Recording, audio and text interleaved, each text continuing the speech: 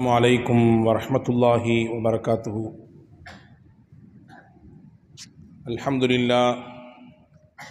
अल्हम्दुलिल्लाहि रब्बिल आलमीन व नुसल्ली व नुसल्लिमु अला रसूलिल करीम व अला आलिहि व अस्हाबिहि अजमाइन। क़ाल अल्लाहु तआला फ़ी महकमि कलामिहिल क़दीम वल फ़ुरक़ानिल हमीद।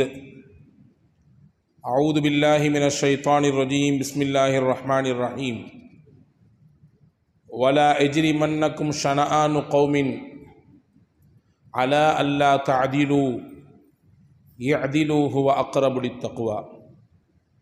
वक़ाल नबिय्युना मुहम्मदुर रसूलुल्लाहि सल्लल्लाहु अलैहि वसल्लम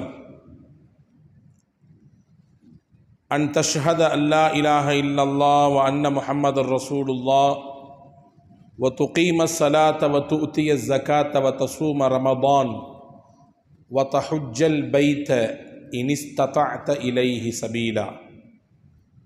अल्लाहुम्मा सल्लि अला सय्यिदिना मुहम्मदिन व अला आलि सय्यिदिना मुहम्मदिन व अன்ஸில்ஹுல் மக்அதல் முகர்ரப இந்தக யௌமல் கியாமா। எல்லாம் வல்ல அல்லாஹ் ஜல்ல ஷானஹு வ தஆலா அவனது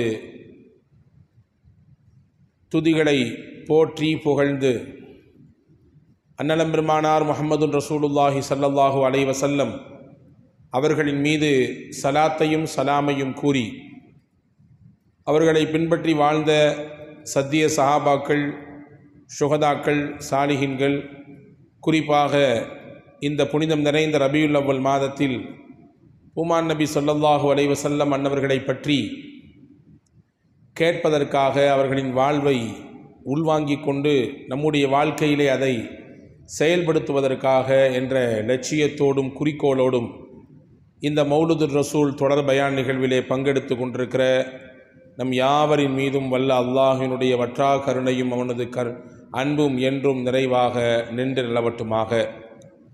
வல்ல அல்லாஹ் உலகிலே அமைதியை தந்து மனதிற்கு அமைதியையும் உடலுக்கு ஆரோக்கியத்தையும் நிறைவாக தந்தருள் புரிவானாக. மருத்துவமனையின் அனைத்து விதமான துன்ப துயரங்கள், செலவினங்கள் அனைத்தையும் விட்டு நம்மையும் நம்முடைய குடும்பத்தினர்களையும் அல்லாஹ் காத்து ரட்சிப்பானாக. உலகை விட்டு நம் மூச்சு அடங்கும் சமயம் லா இலாஹ இல்லல்லாஹ் முஹம்மது ரசூலுல்லாஹ் என்ற திருக்கலிமாவை கூறிய வண்ணம் நமக்கான சொர்க்கத்தின் இடத்தை இங்கிருந்தே பார்த்து திருப்தி கொண்ட நிலையிலே நம்முடைய உடல் இருந்து உயிர் பிரிவதற்கு அல்லாஹ் தௌஃபீக் செய்வானாக. நாளை மறுமையில் ஜன்னத்துல் ஃபிர்தௌஸ் என்ற உயர்ந்த சொர்க்கத்தில் கண்மணி நாயகம் ஸல்லல்லாஹு அலைஹி வஸல்லம் அன்னவர்களுடைய தலைமையின் கீழே நம்மை பெற்றவர்களை, நமக்கு கல்வி தந்த உஸ்தாதுமார்கள், நம்மிடத்திலே துவாவுக்காக வேண்டிய எல்லா மக்களையும் அல்லாஹ் ஜன்னத்துல் ஃபிர்தௌஸிலே ஒன்றிணைப்பானாக. ஆமீன் யா ரப்பல் ஆலமீன்.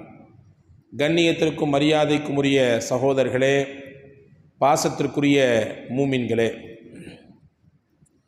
மௌலுதுர் ரசூல் தொடர் மீலாது சொற்பொழிவினுடைய 5வது நாளாக இன்றைய தினம் சர்தார் நபியும் சமய நல்லிணக்கமும் என்கின்ற தலைப்பின் கீழே சில விஷயங்களை நாம் பரிமாற இருக்கிறோம்.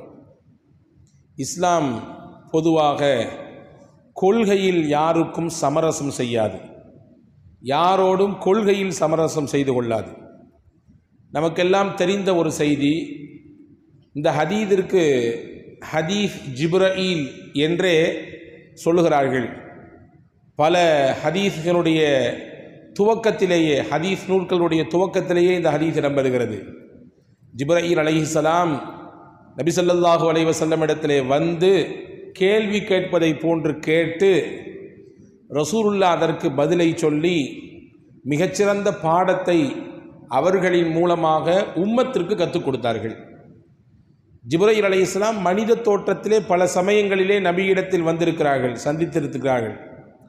சஹாபாக்கள் சில பேர் ஜிப்ரீல் அலைஹிஸ்ஸலாமை நேரடியாக பார்த்துருக்காங்க, மனித தோற்றம் தான், ஆனால் சஹாபாக்கள் சில பேர் பார்த்துருக்கிறார்கள்.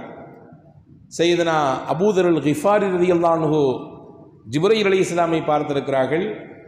ஹாரிஸா ரலியல்லாஹு தஆலா அன்ஹு ஹஸரத் ஜிப்ரீல் அலைஹிஸ்ஸலாமை கண்டிருக்கிறார்கள்.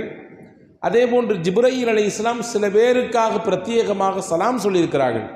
ஹதீஸில் வந்திருக்கிறது, ஹஸரத் ஹதீஜா நாயகி ரலியல்லாஹு தஆலா அன்ஹா அவர்களுக்கு ஜிப்ரீல் அலைஹிஸ்ஸலாம் பிரத்யேகமாக சலாம் சொன்னதாக ஹதீஸ் இருக்கிறது.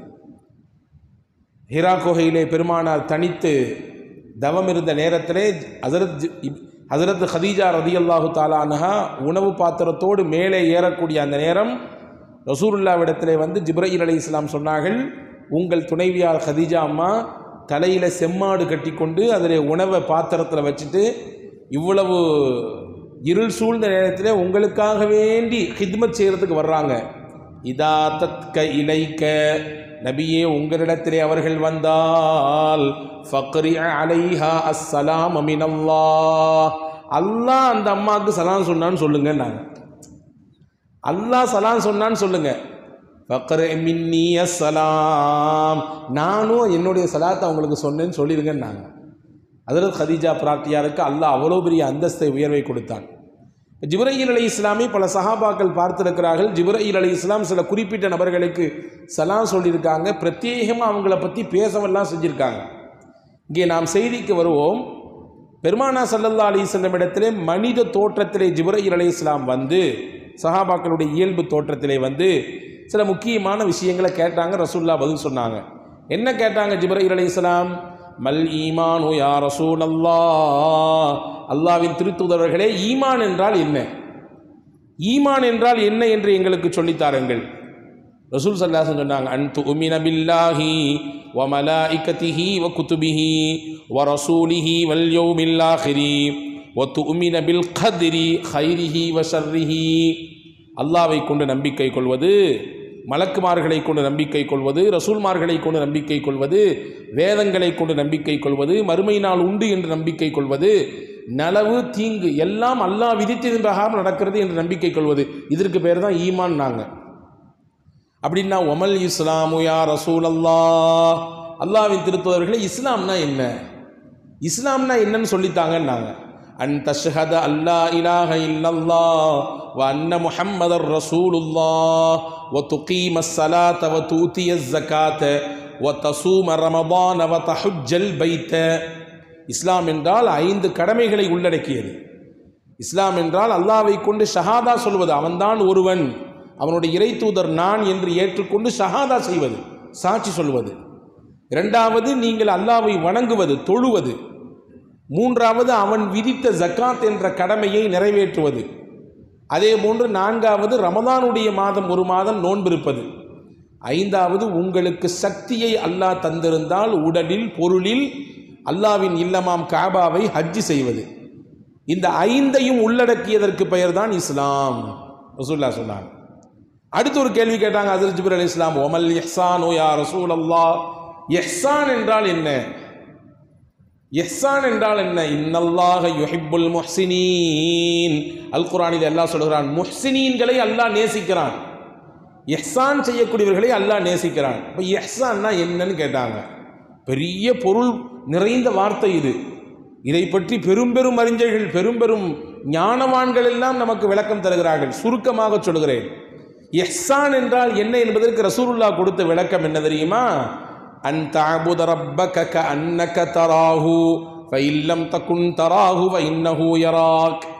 உன் ரப்பை நீ வணங்க வேண்டும், நீ அவனை பார்ப்பதை போன்று வணங்க வேண்டும். அது முடியலைன்னா அல்லாஹ் உன்னைய பார்த்துக்கிட்டு இருக்கான் என்ற சிந்தனையில் உன்னுடைய இபாதத் இருக்க வேண்டும்.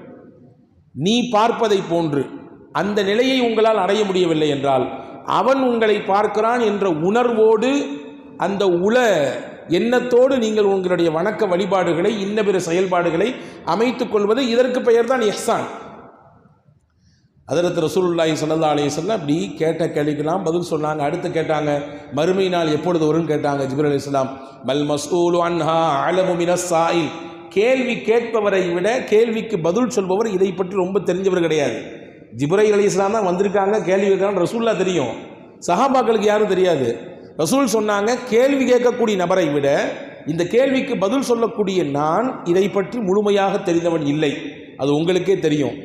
அதற்குரிய அடையாளங்கள் அங்கே இருக்கிறதுன்னு சொல்லி ஒவ்வொரு அடையாளமாக ரசூலுல்லாஹ் பட்டியலிட்டாங்க. நமக்கு செய்தி என்னென்னா, இந்த ஹதீஸை முடிக்கும் பொழுது சஹாபாக்கள்கிட்ட ரசூலுல்லாஹ் கேட்டாங்க, யார் கேட்டது என்று தெரியுமா உங்களுக்கு? இவ்வளவு நேரம் என்னிடத்திலே வந்து உட்கார்ந்து பேசிட்டு போனாரா, இவர் யாருன்னு உங்களுக்கு தெரியுமா?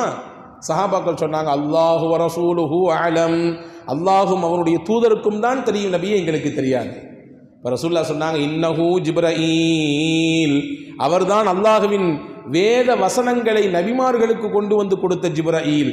அத்தாக்கும் யுஅல்லிமுக்கும் தீனக்கும், உங்களுடைய மார்க்கத்தை உங்களுக்கு சொல்லி கொடுக்கறதுக்காண்டி அல்லாஹ் அனுப்பி வச்சான். உங்க மார்க்கத்தை அல்லாஹ் இவர் மூலமாக கேள்வி கேட்டு சொல்லி வைக்கிறான், சொல்லி கொடுக்கிறான். அதற்குத்தான் வந்தார் ஜிப்ரீல் என்று பெருமானார் ஸல்லல்லாஹு அலைஹி வஸல்லம் சொல்றாங்க. இங்கே நம்ம இங்கே என்ன செய்யுதுன்னா, ரசூலுல்லாஹ் இஸ்லாத்தினுடைய அடிப்படை கொள்கையிலே எந்த இடத்திலும் யாருக்கும் வளைந்து நெளிந்து கொடுத்து சமரசம் செய்ததாக வரலாற்றில் பார்க்கவே முடியாது, அப்படி செய்யவும் கூடாது. எனவேதான் பெருமானார் ஸல்லல்லாஹு அலைஹி வஸல்லம் அன்னவர்கள் மக்காவினுடைய உச்சகட்டமான பரபரப்பான அந்த ஏகத்துவ பிரச்சாரத்தை எடுத்து வச்சுட்டு இருக்கும் பொழுது எப்படி இதை முடக்கலாம்னு சொல்லி பல்வேறு திட்டங்கள் தீட்டினார்கள் எதிரிகள். ஒரு கட்டத்தில் ரசூலுல்லாவுக்கு வந்து ஆசை வார்த்தை காண்பித்தார்கள். என்ன வேண்டும் முகமதே உங்களுக்கு, என்று சொன்னீர்கள் என்றால் அடுத்த நிமிடத்திலே உங்களுக்கு தயாராகும். பொருளாதாரமா, பதவியா, அல்லது நீங்கள் உங்கள் மனம் விரும்பும் விதத்தில் ஏதாவது அழகு சௌந்தரியம் உள்ள நல்ல மணப்பெண்ணா, வேறென்ன வேண்டும் உலகத்தில்? உலகத்தை உங்கள் காலுக்கு கீழே விரித்து தருகிறோம், என்ன வேண்டுமோ கேளுங்கள் என்று ஆசை வார்த்தை காண்பித்து நாயகத்தை தங்கள் வழிக்கு இழுக்க பார்த்தார்கள். அப்பொழுதுதான் பெருமானார் ஸல்லல்லாஹு அலைஹி வஸல்லம் சொன்னார்கள், கொள்கையில் சமரசம் என்பது கிடையவே கிடையாது. என்னுடைய ஒரு கையில் சந்திரனையும் மறு கையில் சூரியனையும் தந்து நீங்க இருக்கிற கொள்கையிலிருந்து நீங்க வெளியே வைக்குங்க, எங்களுக்கு சாதகமா நீங்க வாங்க என்று சொன்னாலும் கூட நான் ஒருபொழுதும் சாய்ந்து சரிந்து போக மாட்டேன் என்றார்கள் பெருமானார் ஸல்லல்லாஹு அலைஹி வஸல்லம். கொள்கையில மாற்றம் கிடையாது, அதுல உறுதியா நின்னாங்க ரசூலுல்லாஹ். சத்திய இஸ்லாத்தை எப்படி மக்களுக்கு எடுத்து வைத்தார்களோ எடுத்து வைத்த விஷயத்திலே நிலைத்து நிற்க வேண்டும் என்பதையும் கற்றுக் கொடுத்தார்கள். நபிகள் ஸல்லல்லாஹு அலைஹி வஸல்லம் இடத்திலே வந்து ஒரு சஹாபி கேட்டார், யா ரசூலல்லாஹ் அவுசினி, அல்லாஹ்வின் திருத்தூதர்களே எனக்கு ஏதாவது வசியத் செய்யுங்க, எனக்கு ஏதாவது வசியத் செய்யுங்க. ரசூலுல்லாஹ் சொன்னாங்க, குல் ஆமன்து பில்லாஹ் சும்மஸ்தகிம், அல்லாஹ்வை கொண்டு நம்பிக்கை கொண்டு விட்டேன் என்று சொல், அல்லாஹ்வை ஈமான் கொண்டிருக்கேன்னு சொல்லு, அதற்கு பின்னாடி சொன்ன சொல்லுல நிலையா நில்லுன்னாங்க. இஸ்திகாமத்தாக இரு, சொன்ன விஷயத்திலே நிலைத்து நில், தடுமாற்றம் வேண்டாம், சருகி போகுதல் வேண்டாம்.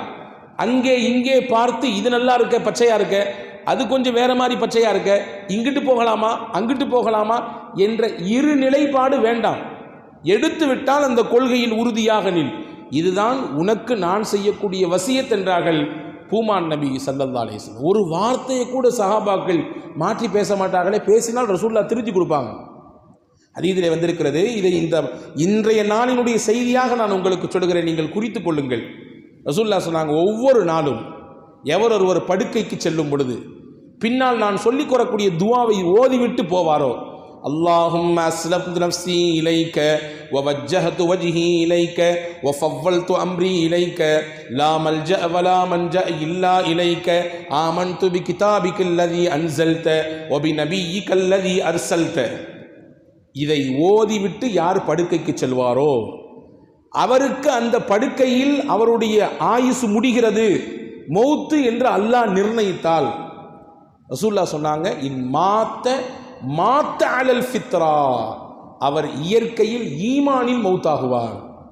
ஈமான் சலாமத்தோடு அவருடைய ரூஹ் இந்த உடலை விட்டு பிரியும்.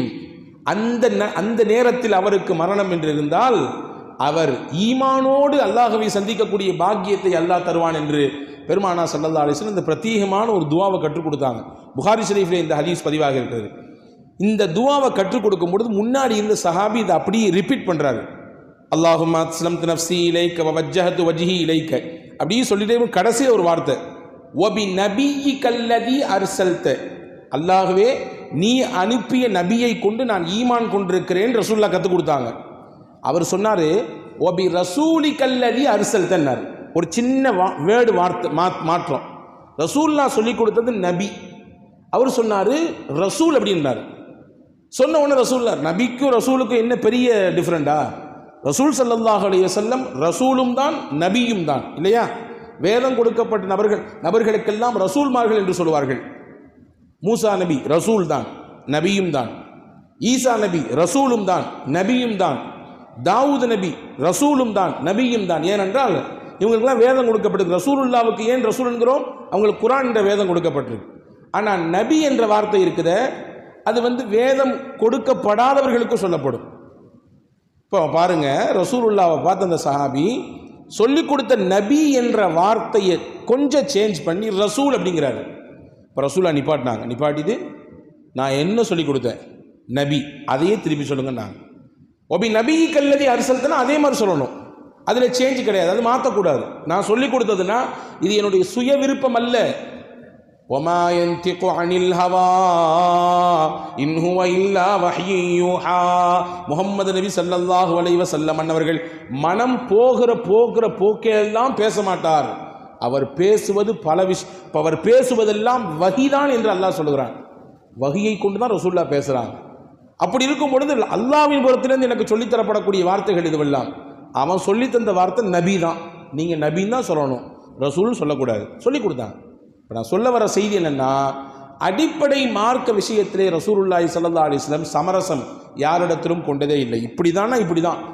இஸ்லாமிய மார்க்கத்தை பின்பற்றக்கூடிய விஷயத்திலே, அதனுடைய கொள்கை கோட்பாட்டிலே இப்படி இருக்க வேண்டும் என்றால் இப்படித்தான் இருக்க வேண்டும், இப்படித்தான் தொழ வேண்டும் என்றால் இப்படித்தான் தொழணும், நோன்பு இப்படின்னா இப்படி தான், ஹஜ்ஜினுடைய செயல்பாடுகள் இப்படின்னா இப்படித்தான், அதை மாதிரி தான் செய்யணும். அதே நேரத்தில் தன்னை சுற்றி வாழ்ந்த மக்களோடு பெருமானார் வாழ்வியல் விஷயத்திலே அனுசரித்து நடந்து கொண்டார்கள். தன்னை சுற்றி வாழக்கூடிய மக்கள் பலதரப்பட்ட மக்கள் இருந்தார்கள், பல்வேறு கொள்கைகளை பின்பற்றியவர்கள் இருந்தார்கள், இஸ்லாத்தையே ஏற்காதவர்கள் சிலர் இருந்தார்கள். ஆனால் அவங்கள்ட்டெல்லாம் எப்படி நடந்துக்கிட்டாங்க ரசூலுல்லாஹ்? அந்த நல்லிணக்கத்தை பேணியவாறு பூமான் நபி ஸல்லல்லாஹு அலைஹி வஸல்லம் நடந்து கொண்டார்கள் என்ற வரலாற்று குறிப்பை நாம் பார்க்கிறோம். நம்ம பெரும்பான்மையாக இருக்கிறோமே, நம்ம முஸ்லீம்கள் தானே, இதர சமுதாயத்தைச் சேர்ந்தவர்கள் சிறுபான்மையாகத்தானே இருக்கிறார்கள், எண்ணிக்கையில் குறைவாக இருக்கிறாங்களே, அவங்கள்ட்ட எப்படி நடந்துக்கலாம் அப்படின்னு ரசூலுல்லாஹ் நடக்கல. அப்படி இஸ்லாம் வலியுறுத்தவும் இல்லை. மிகச்சிறப்பான முறையில் உங்களை சுற்றி வாழக்கூடிய மக்களோடு நீங்கள் நடந்து கொள்ளுங்கள் என்கின்ற வாழ்வியல் வழிகாட்டுதலை வல்லல் நபி ஸல்லல்லாஹு அலைஹி வஸல்லம் கற்றுக் கொடுத்தாங்க. ஹதீஸிலே வருகிறது ஒரு செய்தி. உமர் ரலியல்லாஹுடைய ஆட்சி காலம், உமர் ரலியல்லாஹுடைய ஆட்சி காலத்தில் ஈஜிப்திலே செய்தனா அம்ர் இப்னு ஆஸ் ரலியல்லாஹு அன்ஹு அவர்கள் ஆளுநராக இருந்தாங்க. அப்போ ஈஜிப்தினுடைய ஜாமியா மஸ்ஜித் இடம் பத்தலை, மக்கள் நிறைய தொழுகைக்கு வர்றாங்க, இடம் பத்தலை, வெளியில் நிற்கிறாங்க, அங்கே நிற்கிறாங்க, இங்கே நிற்கிறாங்க, மாதிரி சூழல் ஏற்படுது. இப்போ பள்ளிவாசலை விரிவாக்கம் செய்ய வேண்டும் என்ற ஒரு தேவை வந்த உடனே அப்போ அம்ர் இப்னு ஆஸ் ரலியல்லாஹுடைய கவனத்துக்கு இந்த செய்தி வருது. இந்த மாதிரி ஜாமியா மஸ்ஜிதினுடைய இடம் பத்தல்ல, கொஞ்சம் விரிவாக்கம் செய்யணும். இப்போ பக்கத்தில் அக்கம் பக்கத்தில் பார்த்தா ஒரு பள்ளிவாசலுக்கு பக்கத்திலே ஒரு யூத மதத்தை சேர்ந்த ஒரு வயது முதிர்ந்த மூதாட்டியினுடைய ஒரு இடம் இருந்தது. அந்த ஒரு பெரும் இடத்துல கொஞ்சம் ஒரு சின்ன பகுதியை ஒதுக்கி அவங்க வசிச்சுட்டு இருந்தாங்க, அவங்க குடியிருந்தாங்க அந்த இடத்துல.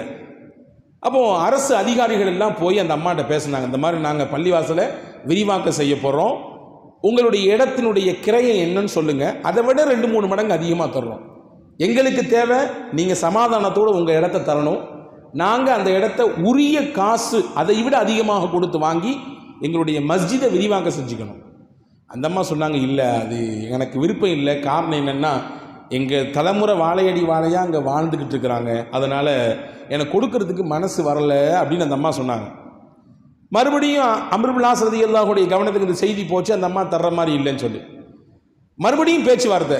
அந்த பேச்சுவார்த்தையில் இன்னும் கூடுதலாக உங்களுடைய இடத்துக்கு மீதிய தொகையை கொடுத்து பேசி முடிக்கலாம் என்ற நிலை வரும் பொழுது அந்த அம்மா 2 மனசோட சம்மதம் கொடுத்துட்டாங்க. கொடுக்கறதுக்கும் மனசு இல்லை, இருந்தாலும் நிர்பந்திக்கிறாங்களே, பக்கத்தில் இருக்கிறாங்களே, நிர்பந்தம் கொடுக்குறாங்களே, வேறு வழி இல்லாமல் சம்மதத்தை கொடுத்துட்டாங்க. சம்மதத்தை கொடுத்துட்டு அந்த உரிய காசையும் வாங்கிட்டாங்க. ஆனால் இந்த விஷயம் அவங்க மனசில் உறுத்திக்கிட்டே இருந்துச்சு. அந்த பகுதிக்கு ஒரு நாள் செய்தனா உமர் ரலியல்லாஹு அன்ஹு அவர்கள் அப்படியே வந்தாங்க. வர்ற சமயத்தில் இந்த யூத மதத்தை சேர்ந்த அந்த வயது முதிர்ந்த பெண்மணி அதற்கு செய்தனா உமர் ரலியல்லாஹு அன்ஹு அவர்களை சந்தித்த உடனே உமர் ரலியல்லாஹு சொன்னாங்க, இந்த மாதிரி ஜாமியா மஸ்ஜித் விரிவாக்கும்னு சொல்லி கேட்டாங்க, எனக்கு ஆரம்பத்தில் மாட்டேன்னு சொன்னேன், கடைசியில் என்னை வற்புறுத்தினாங்க, எனக்கு ரொம்ப அடுத்தடுத்து பேச்சுவார்த்தைன்னு கூப்பிட்டு என்னை கொஞ்சம் மன ரீதியாக உளைச்சல் கொடுத்தாங்க, பக்கத்தில் இருக்கவங்களை ஏன் பகச்சிக்கணுன்ற எண்ணத்தில் நான் கொடுத்துட்டேன், ஆனால் உள்ளபடியே எனக்கு மனசு இல்லை அப்படின்னாங்க. இதுக்கு இடையில அந்த இடத்த விரிவாக்கம் செஞ்சு பள்ளியோடு இணைச்சி தொழுக ஆரம்பித்தாச்சு. அதற்கு உமர் ரலியல்லாஹு அன்ஹு அம்ர் இப்னு ஆஸ் ரலியல்லாஹு கூப்பிட்டாங்க, ஈஜிப்தினுடைய ஆளுநர் கலீஃபா உமர் ரலியல்லாஹு கூப்பிடுறாங்க. என்னங்க விஷயம், இந்த மாதிரி ஒரு கம்ப்ளைண்ட் வந்துச்சு, ஒரு அம்மாவுடைய இடத்தை வாங்கினீங்களாமா, வற்புறுத்தி வாங்கினீங்களாமா, எந்த அவங்க சம்மதம் தெரிவிக்கிறதுக்கு 100% அவங்களுக்கு மனசு இல்லையாமே, நீங்கள் தொடர்ந்து பேச்சுவார்த்தை நடத்தினாலும் அந்த அம்மா கொடுத்துட்டாங்க, மனசு ஒப்பாம தான் நான் கொடுத்தேன்னு சொல்கிறாங்களே, என்ன விஷயம், உண்மைதானான்னு கேட்டாங்க. அமீர் பின் ஆஸ் ரலியல்லாஹு சொன்னாங்க, ஆமாம் அது உண்மைதான், அந்த அம்மா கொடுக்கறதுக்கு மனசு இல்லை தான், 2 மனசாக தான் கொடுத்தாங்க. உமர் ரலியல்லாஹு அன்ஹு சரி நம்மளுடைய ஆட்சி தானே போயிட்டு போகுது, அவங்களுக்கு கொடுக்க வேண்டியது கொடுத்தாச்சு இல்லை, முடிச்சுது, முடுங்க பார்த்துக்கலாம் அப்படின்னு சொல்லிடல. உடனே உமர் ரலியல்லாஹு அன்ஹு சொன்னாங்க, அந்த பெண்ணுக்குரிய இடம் அவர்களுக்கு மறுபடியும் திருப்பி கொடுக்கப்பட வேண்டும், அவங்க இடத்துல பள்ளி கட்டியிருந்தாலும் அது இடிக்கப்பட வேண்டும், அவங்களுக்குரிய உரிய அந்த இடத்தையும் கொடுக்கணும், மட்டுமல்ல அவங்களுக்கு மன உளைச்சலை ஏற்படுத்தியதனாலே கூடுதலாக அவர்களுக்கு நஷ்ட ஈடும் வழங்க வேண்டும் என்றார்கள் செய்தனா உமர் ரலியல்லாஹு அன்ஹு. அன்பான சகோதரர்களே, இஸ்லாம் எந்த அளவுக்கு சுற்றி இருக்கக்கூடிய மக்களினுடைய அந்த விஷயங்களை அனுசரித்து நடந்திருக்கிறது என்பதை நாம் இங்கே கவனத்தில் கொள்ள வேண்டும். இஸ்லாம் இறுக்கமான மார்க்கம் இல்லை, சுற்றி இருக்கக்கூடிய மக்களை அரவணைக்க வேண்டும் என்று இஸ்லாம் சொல்கிறது. உங்களுக்கெல்லாம் தெரியும் என்று நினைக்கிறேன், மக்காவிலிருந்து மதீனாவுக்கு ரசூல் ஸல்லல்லாஹு அலைஹி வஸல்லம் போயிட்டு ஹிஜ்ரத் செஞ்சு கிட்டத்தட்ட 8 வருஷத்துக்கு பின்னாடி மக்காவினுடைய வெற்றி, மக்காவுக்குள்ள வெற்றி வாகை சூடி வர்றாங்க ரசூலுல்லாஹ். வரும் பொழுது பல பேருக்கு பலவிதமான உள்ளத்தில் அழுத்தமும் வருத்தமும் இருக்கத்தானே செய்யும். சொந்த ஊர்லேருந்து விரட்டி விட்டாங்கல்ல, வாழ முடியாத அளவுக்கு தொந்தரவு கொடுத்தாங்கல்ல, இந்த சில வேதனையும் அந்த புண்களும் ரணங்களும் சில சஹாபாக்களுடைய மனசில் இருந்துச்சு, காயமாக இருந்துச்சு. இப்போ மதீனாவுக்கு போயிட்டு மக்காவுக்குள்ளே இப்போ வெற்றி வாகை சூடி வர்றாங்க. அப்போ அந்த வந்த சஹாபாக்கள்ல சில பேர் சொன்னாங்க, அல் யௌம யௌமுல் மல்ஹமா, இந்த நாள் உங்களை எல்லாத்துக்கும் பழிதீர்க்கப்படக்கூடிய நாள் அப்படின்னாங்க. எங்களை என்ன பாடுபடுத்துறீங்க மக்கால இருக்கக்கூடிய காலகட்டத்தில், 13 வருஷம் வார்த்தைகளால் சொல்ல முடியுமா உங்களுடைய டார்ச்சர்ஸ் எல்லாம், எவ்வளவு தூரம் நாங்கள் அனுபவித்தோம் வேதனையை, அது எல்லாத்துக்கும் சேர்த்து மாற்று வச்சு நாங்கள் இன்னைக்கு செய்ய போகிறோம் அப்படின்ற மாதிரி ஒரு வார்த்தை சொன்னாங்க. ரசூலுல்லாஹ் சரி வலியிலையும் வேதனையும் சொல்கிறாங்க, சொல்லிட்டு போட்டோம், விடல.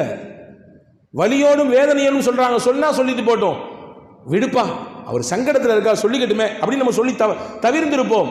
பெருமானா ஸல்லல்லாஹு அலைஹி வஸல்லம் உடனே அந்த வார்த்தையை வாபஸ் வாங்கினாங்க.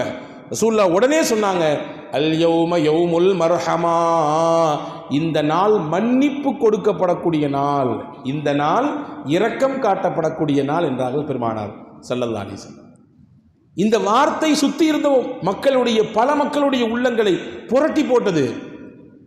என்ன செய்வாரோ என்று தெரியலையே, இந்த முகமது தானே உள்ள அனுப்ப மாட்டேன் என்று சொல்லியிருந்தோம், இன்னைக்கு அவர் வெற்றி வாகை சூடி ஆயிரக்கணக்கான மக்களோடு உள்ள வர்றாரு, நம்மெல்லாம் என்ன பாடுபட போறோமோ என்று தெரியலையே என்று நினைத்து கொண்டிருந்த அந்த மக்களுக்கு மத்தியிலே சையதுனா முஹம்மது ஸல்லல்லாஹு அலைஹி வஸல்லம் சொன்ன வார்த்தை இருக்குது, அவ்வளோ பெரிய வார்த்தை, ஆறுதல் வார்த்தை.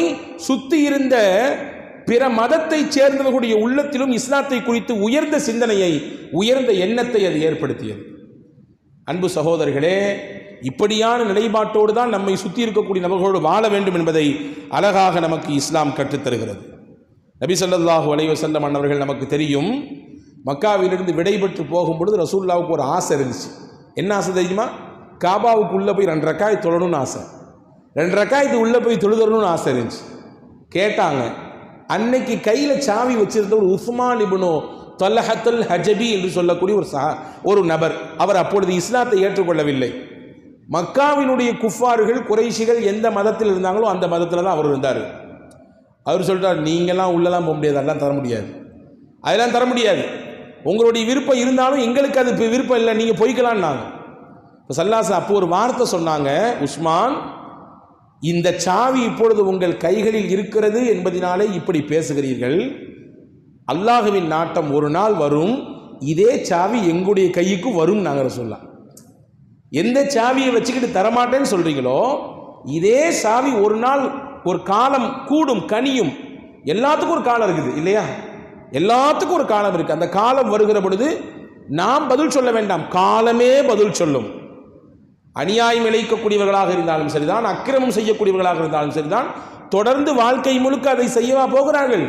இல்லை, காலத்திற்கு ஒரு கட்டத்தில் அவர்கள் பதில் சொல்ல வேண்டும். சுற்றி கொண்டே இருக்கும் காலம். இன்னைக்கு எங்கள் பக்கம் காத்தென்றால் நாளை உங்கள் பக்கம் காத்தடிக்கும் இல்லையா? எனவே அதை பயந்துத்தான் வாழ்க்கையை நடத்த வேண்டும்.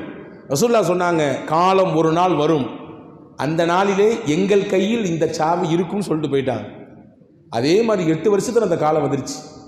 ஸல்லல்லாஹு அலைஹி வஸல்லம் அவர்கள் மக்காவுக்குள்ளே வந்தார்கள், உள்ளே போய் தொழுதார்கள். தொழுது முடிச்ச பின்னாடி அவருக்கான பயம் தாங்கல்ல. யாரு? உஸ்மான் இப்னு தல்ஹத்தல் ஹஜபிக்கு போய் வீட்டில் உட்காந்துக்கிட்டாரு. இங்க சஹாபாக்களுக்கெல்லாம் என்ன தெரியுங்களா, காபா நம்ம கையில வந்துருச்சு, இப்ப இந்த கீயை யார்கிட்ட கொடுக்க போறாங்க? பல பேர் போட்டி போட்டிருக்காங்க. காபத்துல்லாஹ்வுடைய அந்த உட்பராமரிப்பு என்பது ஒரு பெருமைக்குரிய ஒரு போஸ்டிங். அது பெருமைக்குரிய போஸ்ட் மட்டும் இல்ல, அல்லாஹ்வுடைய இல்லத்தை பராமரிக்கலாம் எவ்வளவு பெரிய பாக்கியம். அது ஏங்கி கிடந்தார்கள் பல சஹாபாக்கள், எங்களுக்கு தந்துருவாங்க ரசூலுல்லாஹ், எங்க கையில் அந்த சாவி கிடைக்க போது. உமர் ரலியல்லாஹு அன்ஹு, அலி ரலியல்லாஹு அன்ஹு ஒவ்வொருத்தரும் நினைச்சாங்க. ஸல்லல்லாஹு அலைஹி வஸல்லம் அலி ரலியல்லாஹு அன்ஹு கூப்பிட்டு உஸ்மானை கூட்டுவாங்கன்னாங்க. உஸ்மானை போய் கூட்டுவாங்கன்னாங்க. உஸ்மான் வீட்டில் இருந்தார், அழைத்து வரப்பட்டார். ஸல்லல்லாஹு அலைஹி வஸல்லம் அவர்களுக்கு அப்பொழுதுதான் ஒரு வசனம் இறங்கியது, இன்னல்லாஹ யஅமுருக்கும் அன் துஅத்துல் அமானாத்தி இலா அஹ்லிஹா. அல்லாஹ் உங்களுக்கு கட்டளை இடுகிறான், அமானிதத்தை அவர்களுக்கு உரியவர்களிடத்திலே கொடுத்து விட வேண்டும் என்று அல்லாஹ் கட்டளை இடுறான். இது ஒரு அமானிதம், இது நாள் வரை பேணி பாதுகாத்த அவர் கையில் தான் இது போக வேண்டும் என்பது அல்லாஹ்வுடைய உத்தரவு. ரசூலுல்லாஹ் கூப்பிட்டு சொன்னாங்க, உஸ்மான் இந்த சாவி நீங்க தான் வச்சுக்கணும். அவர் கையிலே கொடுத்தாங்க. அவர் இஸ்லாத்தை ஏத்துக்கல. சொல்ல போனா ரசூலுல்லாஹ்வுக்கு டிஸ்டர்பா இருந்தார். ஆரம்பத்தில் உள்ளேயே விடமாட்டேன்னு சொல்லிட்டு இருந்தாரு. அவர் கையிலேயே ரசூலுல்லாஹ் சாவியை கொடுத்து சொன்னாங்க, லா யஅஹுது மின்க, உங்களிடத்திலிருந்து அநியாயக்காரரை தவிர வேறு யாரும் இதை வாங்க மாட்டார்னு சொல்லிட்டாங்க.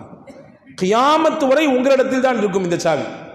கியாமத்து வரை உங்களிடத்திலும் இருக்கும் என்றால் நீங்கள் உங்களை தொடர்ந்து வரக்கூடிய சந்ததிகள் தான் இந்த சாவியை பராமரிப்பார்கள் என்று பெருமானார் ஸல்லல்லாஹு அலைஹி வஸல்லம் சொன்னாங்க. இது 2 விஷயம் இருக்குது. ஒன்று, உங்கள் தெரிந்து யாராவது அது வாங்கினாங்கன்னா அவங்க அநியாயக்காரர்கள் என்று பெருமானார் முத்திரை குத்துனாங்க. ஒன்று. இன்னொரு முக்கியமான செய்தி என்ன தெரியுமா, ரகசியமான செய்தி என்ன தெரியுமா, ரசூலுல்லாஹ் அந்த வார்த்தையில் அதையும் உள்ளடக்கிட்டாங்க. கியாமத்து வரை உங்கள் சந்ததி தொடர் அருந்து போகாதுன்னு ரசூலுல்லாஹ் சொல்றாங்க. உங்க சந்ததி தொடர் அருந்து போகாது, ஆண் வாரிசுகள் வந்து கொண்டே இருக்கும். எந்த வீட்டிலே ஆண் வாரிசுகள் தொடர் அருந்து போகிறதோ அந்த சந்ததி வம்சமும் அது குறுகிய காலத்தில் முடங்கி போய்விடும் இல்லையா. பல ஊர்களிலே அந்த குடும்பம் அந்த பாரம்பரியமே இல்லாமல் போயிடுது. என்னன்னா தொடர்ந்து 4-5 பெண் பிள்ளைகள், அந்த பெண் பிள்ளைகள் வேறு வீட்டிலே கல்யாணம் செஞ்சு கொடுக்கும்போது அந்த குடும்பத்தினுடைய வாரிசுகளை சுமக்கக்கூடியவர்களாக மாறிடுறாங்க. ஆண் பிள்ளைகள் இருக்கிற பொழுது நம்முடைய குடும்பத்தின் வாரிசுகள் அப்படி நீடுது. ரசூலுல்லாஹ் இவர்கிட்ட இதை கொடுக்கறது மூலமா 2 செய்தி சொன்னாங்க. உலக அழிவு நாள் வரை உங்களிடத்திலிருந்து யாரும் வாங்க மாட்டாங்க, அப்படி யாராவது ஒருத்தங்க பறிச்சாங்கன்னா அவங்க அநியாயக்காரங்கன்னு நாங்கள் ரசூலுல்லாஹ். 1. 2வது, உலக அழிவு நாள் வரை உங்களுடைய சந்ததி தொடர் அருந்தே போகாது, வந்துகிட்டே இருக்குன்ற ரசூலுல்லாஹ் சொல்லிட்டாங்க.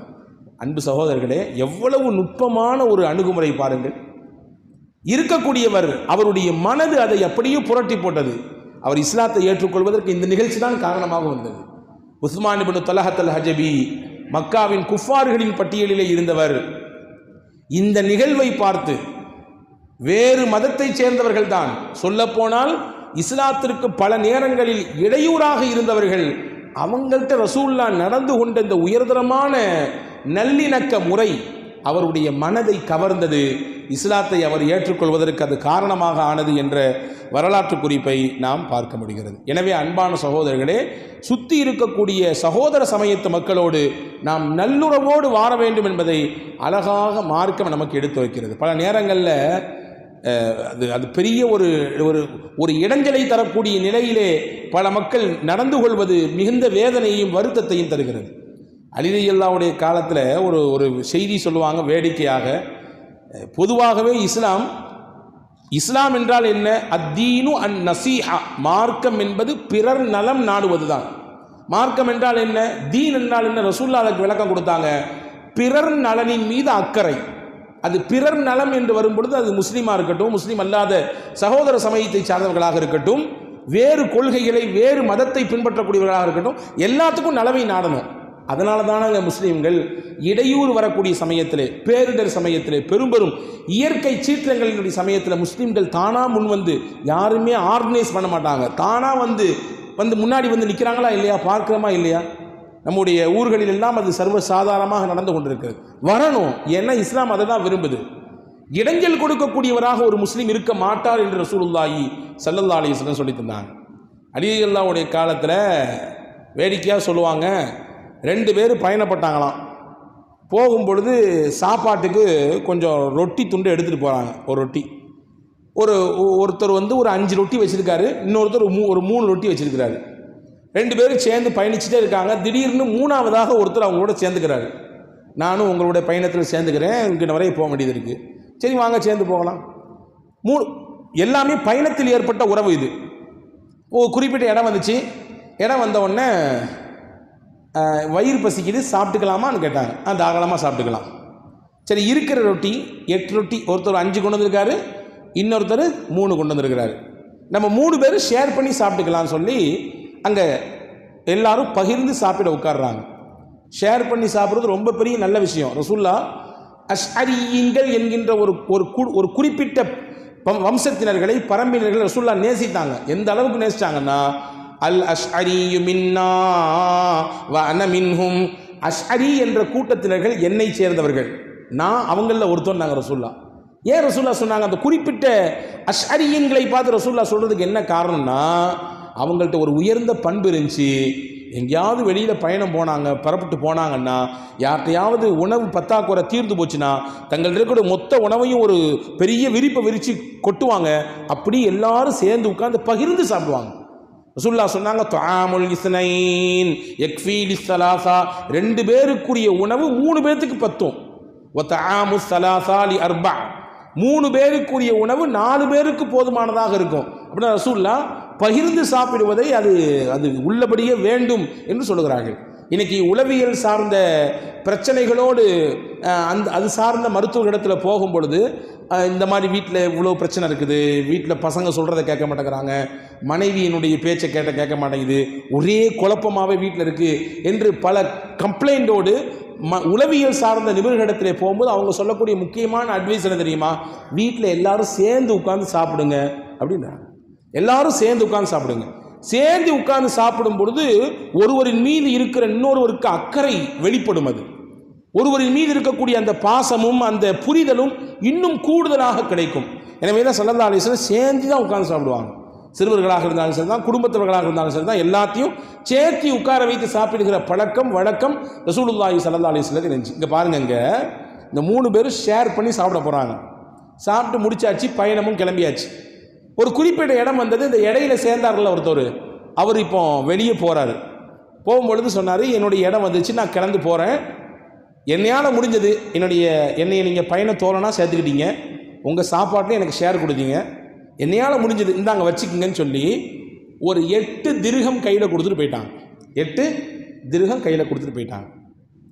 போன உடனே அங்கே இருந்த 5 ரொட்டி கொண்டு வந்தார்ல, அவர் சொன்னார், நான் 5 ரொட்டி கொண்டு வந்தேன்ப்பா, பாப்பா நீ 3 ரொட்டி கொண்டு வந்த, நான் 5 ரூபா வச்சுக்கிறேன், நீ என்ன செஞ்சுக்கோ 3 ரூபா வச்சுக்கோ, இதான நியாயம்.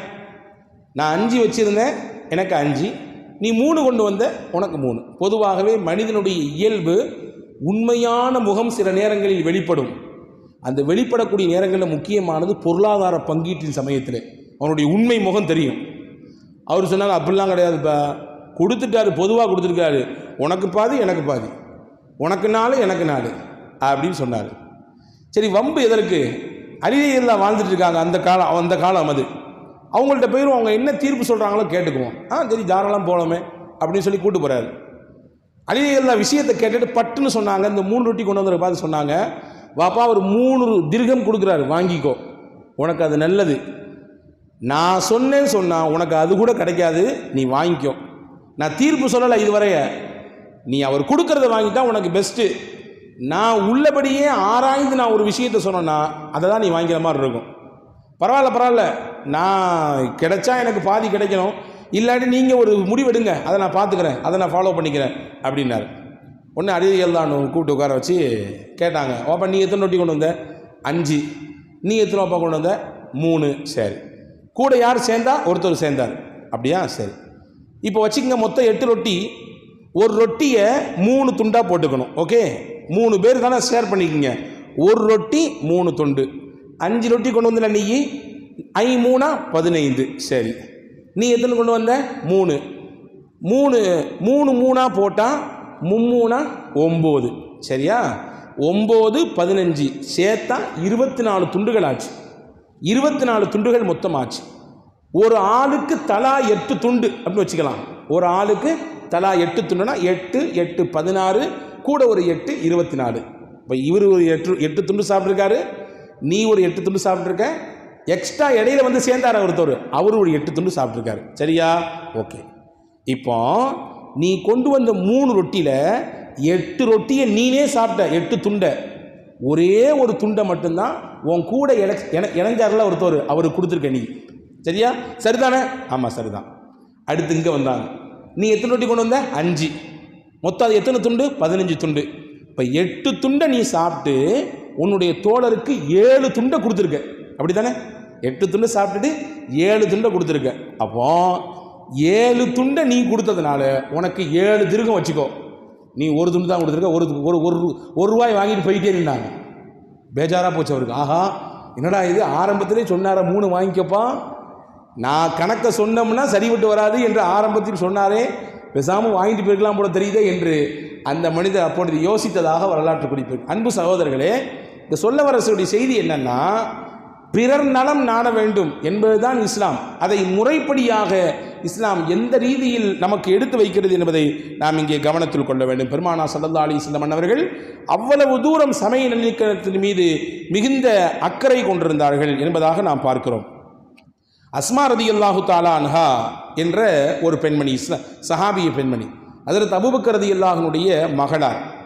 அவங்க ரசூலுல்லாஹ்ட்ட ஒரு நாள் வந்தவங்க சொன்னாங்க, யா ரசூலல்லாஹ், என்னுடைய அம்மா, என்னை பெத்த தாய், அவங்க இஸ்லாத்தை ஏற்றுக்கலை, அவங்க மாற்று மத கொள்கையில் இருக்கிறார்கள். ஆனால் இப்போ அவங்க என்ன விரும்புகிறாங்க, என்கிட்ட வந்து கொஞ்ச நாள் கடைசி காலத்தை கழிக்கணும்னு ஆசைப்படுறாங்க போல தெரியுது.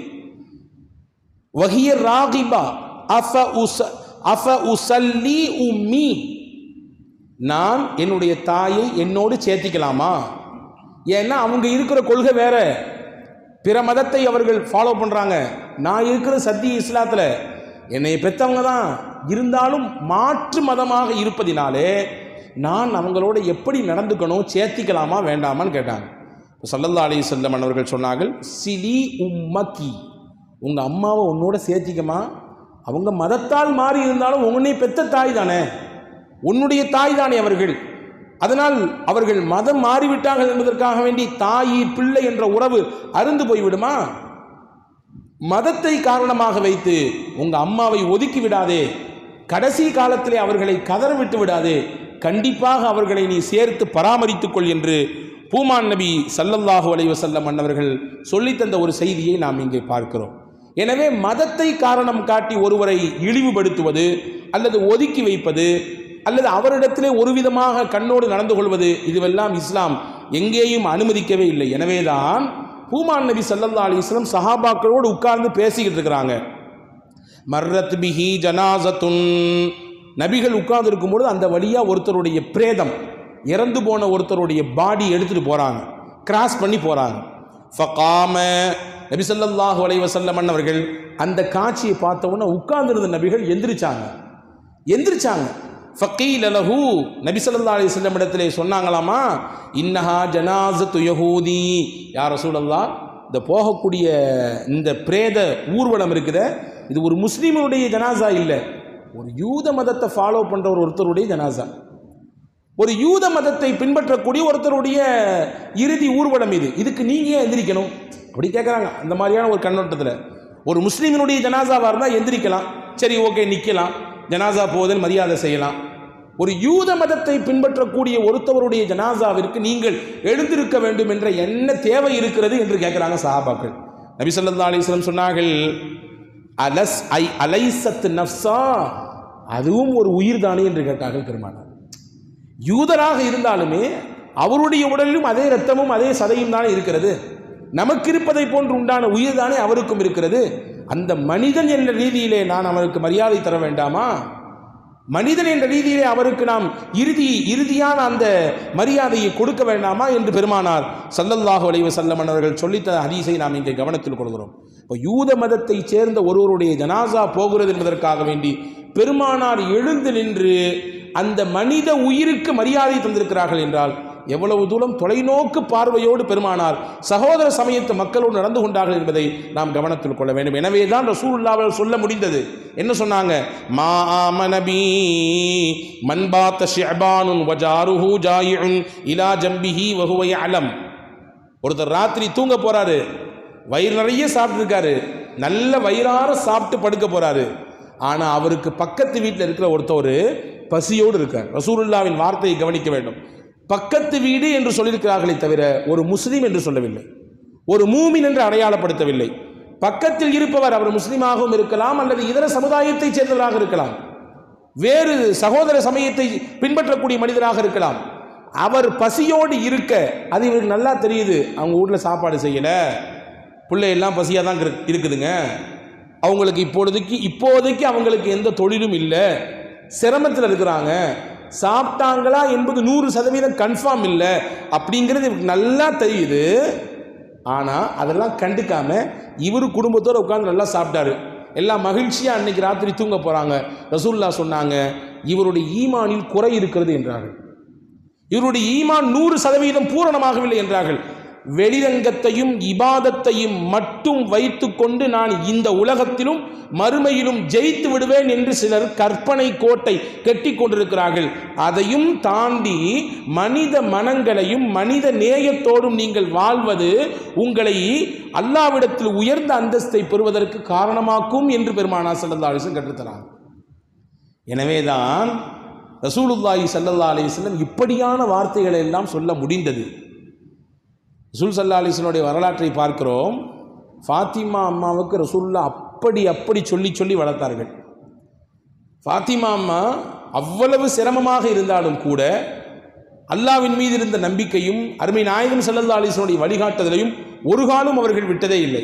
ரசூலுல்லாஹ் சொல்லி அனுப்பினாங்களாமா, அலி இடத்திலே எதையாவது கேட்டு ரொம்ப அவரை தொந்தரவு பண்ணக்கூடாது, அப்படி ஏதாவது ஒன்று ஆச்சுன்னா அவர் சிரமப்பட்டார்னா அது நான் சிரமப்படுற மாதிரி என்று சொல்லி அனுப்பியிருக்கிறார்கள்.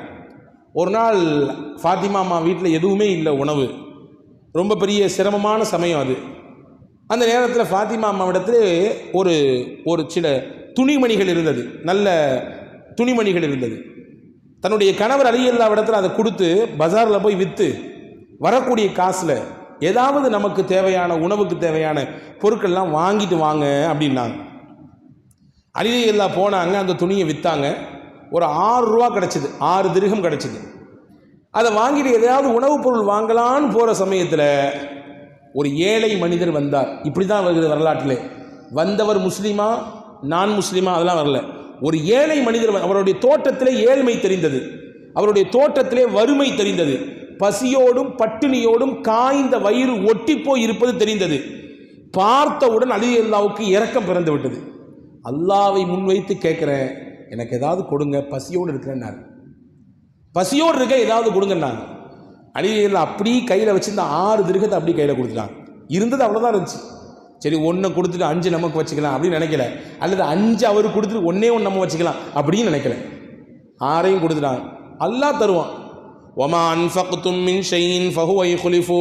இந்த வார்த்தையை நாம் கவனத்தில் ஆழமாக வைத்துக் கொள்ள வேண்டும். வாழ்நாள் முழுக்க மறக்க கூடாத வசனங்களில் இது ஒன்று. ஒமா அன்ஃபக்தும் மின் ஷைஇன் ஃபஹுவ யுக்லிஃபு. அல்லாஹ்விற்காக வேண்டி நீங்கள் ஒன்றை கொடுத்தால் அவன் உங்களுக்கு தருவான், அவன் உங்களுக்கு பகரம் தருவான். நம்ம பகரம்லாம் வாங்கினதை அப்படி திருப்பி கொடுப்போம் இல்லையா? கைமாத்துக்கு வாங்குறவங்கள்ட்ட ஒரு 100 வெள்ளி தாங்க, ஒரு 500 வெள்ளி தாங்கன்னு கைமாத்துக்கு வாங்குறேன், திருப்பி அதே காசை திருப்பி கொடுப்பேன். ஏன்?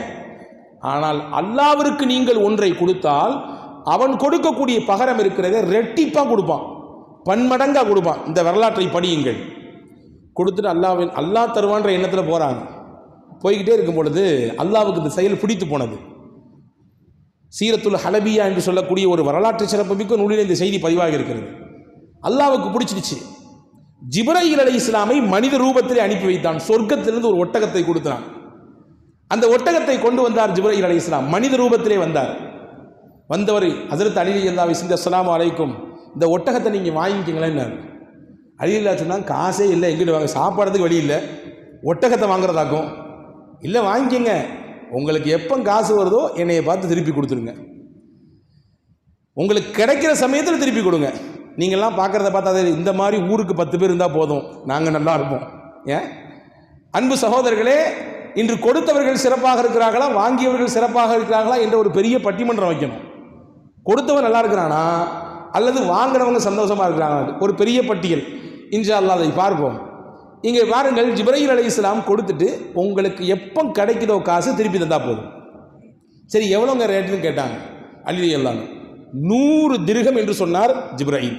மனித ரூபத்தில் இருக்கிறார், தெரியாது அலி ரலியல்லாஹு. சரி தந்துடுறேன் சொல்லிட்டு போகிறாங்க. கொஞ்சம் தூரம் நடந்திருப்பாங்க. அடுத்த சந்தில் இன்னொருத்தர் வர்றாரு. அவர் கேட்கிறார், நல்லா இருக்க ஒட்டகம், இதை நான் வாங்கிக்கிட்டுமான்னு கேட்டார். அல்லாஹ்வுடைய விளையாட்டு, அல்லாஹ்வுடைய வேலை இது. அவர் உள்ளத்தில் இரக்கம் பிறந்ததுனாலே அல்லாஹ் தரக்கூடிய வெகுமதி இது. தாராளமாக வாங்கிக்கங்க. சரி, நீங்கள் எவ்வளோக்கு வாங்கினீங்கன்னு கேட்டார் அவர் வந்தவர். அலி எல்லாம் வெள்ளந்தியாக சொல்லிடுறாங்க.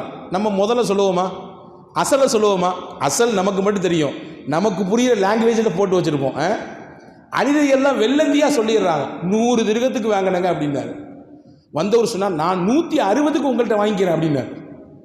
100 திர்ஹத்துக்கு வாங்கினீங்களா? நான் 160 கொடுத்து உங்கள்கிட்ட வாங்கிக்கிறேன். ரொம்ப சந்தோஷம், வாங்கிக்கங்கன்னு. நாங்கள் கையில் ஒட்டகத்தை கொடுத்தாங்க, இங்கிட்டு காசை கொடுத்தாரு. 160 திர்ஹம் கையில் இருக்குது. அப்படியே கொஞ்சம் தூரம் நடந்தாங்க. இன்னொரு சந்தில் மறுபடியும் அவர் வந்தார். ஒட்டகத்தை வித்தாரல்ல ஜிப்ரீல் அலைஹிஸ்ஸலாம் மனித ரூபத்தில். என்னங்க ஒட்டகத்தை காண? விற்றுப்பிட்டேன். மாஷா அல்லாஹ். எவ்வளோ குத்திங்க? 160க்கு விற்றேன். 60 ரூபா நீங்கள் வச்சுக்கோங்க, எனக்கு என் காசை மட்டும் தாங்க, எனக்கு என்னுடைய முதலை மட்டும் கொடுங்க 100. ஓகே, இப்போ 60 திர்ஹம் இருக்குது கையில். நேராக போனாங்க வீட்டுக்கு, மனைவிட்ட. பார்த்தியா 60 திர்ஹம் நடந்திருக்கு. நம்ம வீட்டில் உள்ள பெண்களாக இருந்தால் சரி வந்தவரை லாபம், போங்க போங்க வைங்க உள்ளே வைங்க அப்படின்னு சொல்லியிருக்கலாம். அது ரசூலுல்லாஹ்வுடைய வீட்டில் வளர்ந்த பிள்ளையாச்சே, நாயகத்தினுடைய திருமகளாச்சே. நான் கொடுத்த துணி அவ்வளோ ரேட்டு போகாத, 60 எப்படி? இந்த மாதிரி சம்பவம் நடந்துச்சு.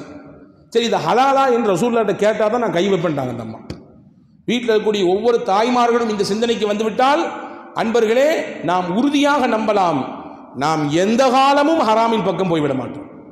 வீட்டில் இருக்கக்கூடிய ஒவ்வொரு தாய்மார்களும் ஹலாலை தவிர ஒத்த ரூபா வீட்டுக்கு வந்துச்சுன்னா சாப்பாடு கிடையாது, கை வைக்க மாட்டேன் என்று உறுதியாக அந்த பெண்கள் சொல்ல துவங்கிவிட்டால் சமுதாயத்தில் மிகப்பெரிய மாற்றங்கள் வரும்.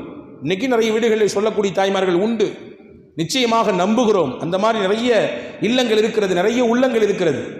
ஹலாலை தவிர்த்து வேறு எதையும் தொட்டு விட மாட்டேன் என்கின்ற சிறந்த பார்வையோடு வாழ்பவர்கள் உலகத்தில் இருக்கதான் செய்கிறாங்க. அல்லாஹ் அதற்கான வழிகளை கொடுக்க தான் செய்கிறான். ரசூலுல்லாஹ்ட்ட போனாங்க, கதையை சொன்னாங்க.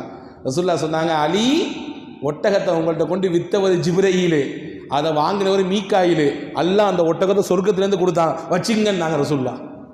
அல்லாஹ் கொடுத்த வெகுமதி என்றார்கள் பெருமானார் ஸல்லல்லாஹு அலைஹி வஸல்லம். அன்பு சகோதரர்களே, பிறரின் மீது அக்கறையோடு பார்த்த பார்வைக்கு அல்லாஹ் கொடுத்த பரிசு, பிறரின் மீது கரிசனத்தோடு பார்க்கிற பார்வைக்கு அல்லாஹ் தருகிற பரிசு.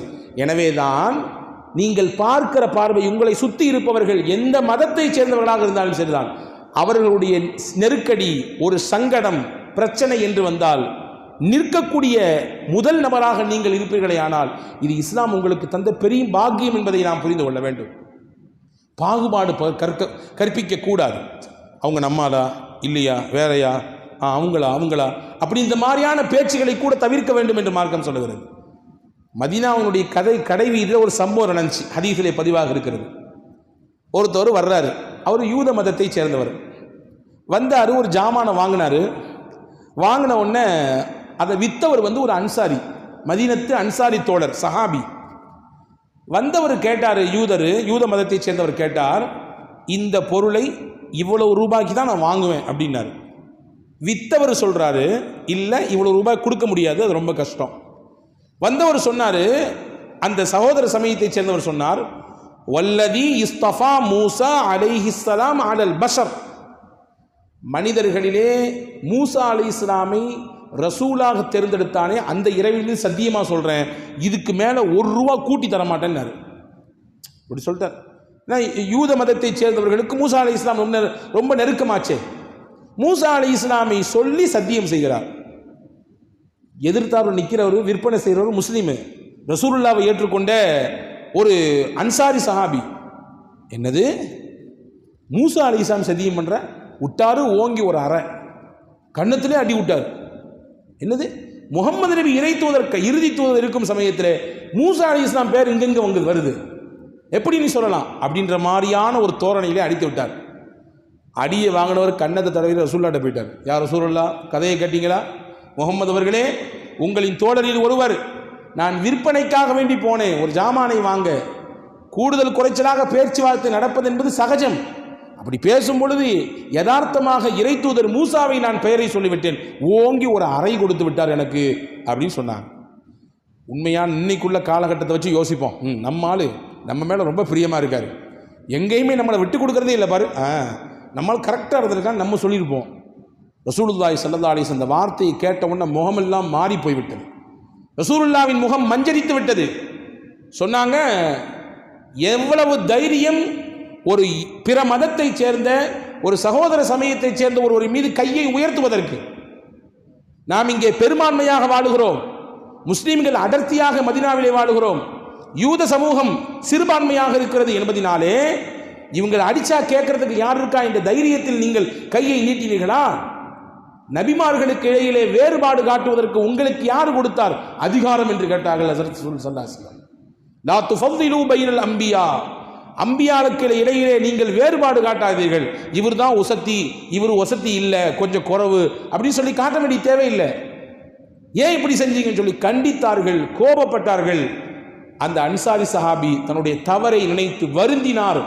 வருந்தினார் என்பது மட்டுமல்ல, அந்த யூத சமூகத்தை சேர்ந்த அந்த மனிதரிடத்திலே, அந்த சகோதர சமயத்தை அந்த நண்பரிடத்திலே அதற்கான மன்னிப்பை கேட்டார்.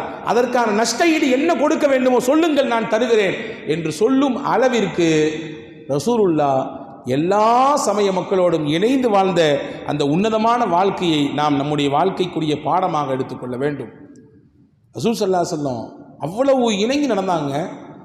ஹதீஸிலே வந்திருக்கிறது பாருங்கள், நஜிரான் என்று ஒரு பகுதி இருந்தது. அந்த நஜிரான் தேசத்தில் அதிகமாக கிறிஸ்துவர்கள் வாழ்ந்தார்கள். கிறிஸ்துவ மதத்தை பின்பற்றக்கூடிய மக்கள் நிறைய வாழ்ந்தாங்க. ஒரு நாள் ரசூலுல்லாவை சந்திக்கிறதுக்காண்டி அங்கே எங்கே வர்றாங்க? மஸ்ஜித் நபவிக்கு வர்றாங்க. இப்னு இஸ்ஹாக் என்று சொல்லக்கூடிய அற்புதமான வரலாற்று ஆவணத்திலே இந்த செய்தி பதிவாக இருக்கிறது. நஜிரான் தேசத்து பாதிரிமார்கள் ரசூலுல்லாவை சந்தித்து சில உரையாடல் அவள் வந்தாங்க. அசர் தொழுகை முடிஞ்சது. அவங்களுக்குரிய ஜபம் செய்யக்கூடிய நேரம் அது, அவங்க வழிபடுவதற்குரிய நேரம். அப்போ அவங்க, நாங்கள் இங்கே வழிபட்டுக்கிட்டோமான்னு கேட்டாங்க ரசூலுல்லாஹ்ட்ட. விட்டுட்டாங்க.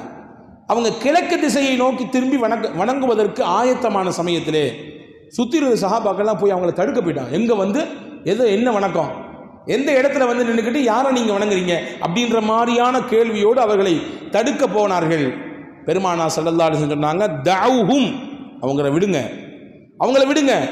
அவங்க பாட்டு அவங்களுடைய இறைவனை வணங்கிவிட்டு போகட்டும், நமக்கு திசையிலெல்லாம் கிடையாது, நாம் நம்முடைய எண்ணத்தில் நம்பிக்கையில் தான் இறைவனோடு நாம் நெருங்கி இருக்கிறோம், அவங்க விடுங்க, அவங்க பாட்டு அவங்களுடைய வணக்கத்தை செய்யட்டும்.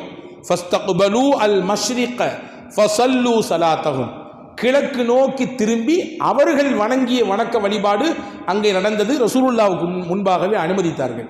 இங்கே கவனிக்கணும், இந்த அனுமதி என்பது ஒரு பேரளவிலே கிடையாது. இந்த அனுமதி தான் அவர்களுடைய உள்ளத்தை ஒரு மாற்றத்தை ஏற்படுத்தியது. இஸ்லாம் எவ்வளவு விசாலமான மார்க்கமாக இருக்குது, இறுகிய மார்க்கமாக இல்லையே, நாங்கள் தான், எங்களை மீறி எதுவும் கிடையாது அப்படின்ற மாதிரியான இருமார்ப்பு கொள்கையோடு உள்ள ஒரு மதமாக மார்க்கமாக தெரியவில்லையே என்ற புரிதலை அதுதான் கொடுத்தது. எனவே தான் அவங்க போகும்போது ரசூலுல்லாஹ்ட்ட கேட்டாங்க, உங்கள் மார்க்கத்தை எங்களுக்கு சொல்லித்தரதுக்கு ஒரு ஆளை அனுப்புங்களேன்னு கேட்டாங்க.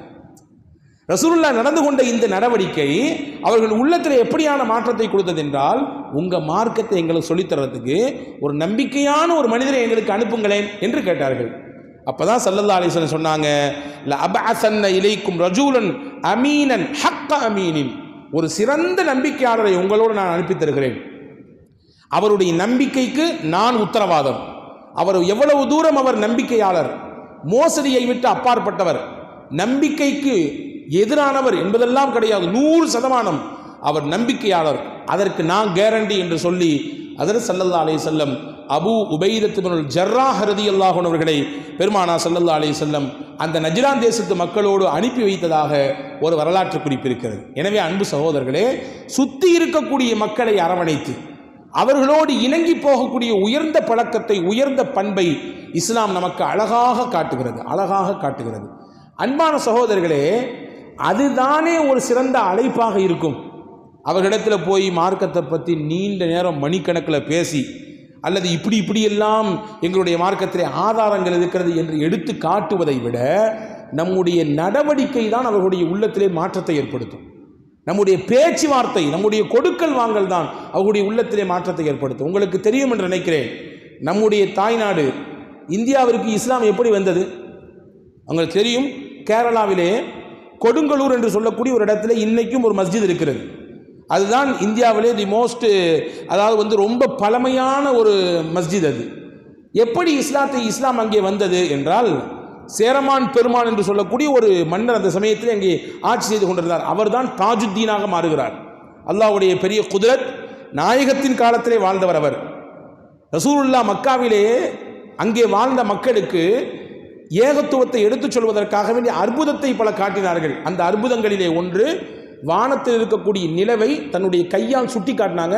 அது ரெண்டா பிளந்து அப்படி ஒட்டுச்சு. அது அல்லாஹ்வின் அதிசயம். அது ரசூலுல்லாவுக்கு அல்லாஹ் கொடுத்த மோஜிசா. அதை பார்த்து அவங்க சொன்னாங்க, இதுவும் அவர் செய்யக்கூடிய சிஹ்ர் தான், சூனியம் தான் அப்படின்னு சொல்லிட்டு போயிட்டாங்க. அந்த பகுதி மக்களுக்கு தெரியல, விளங்கலை.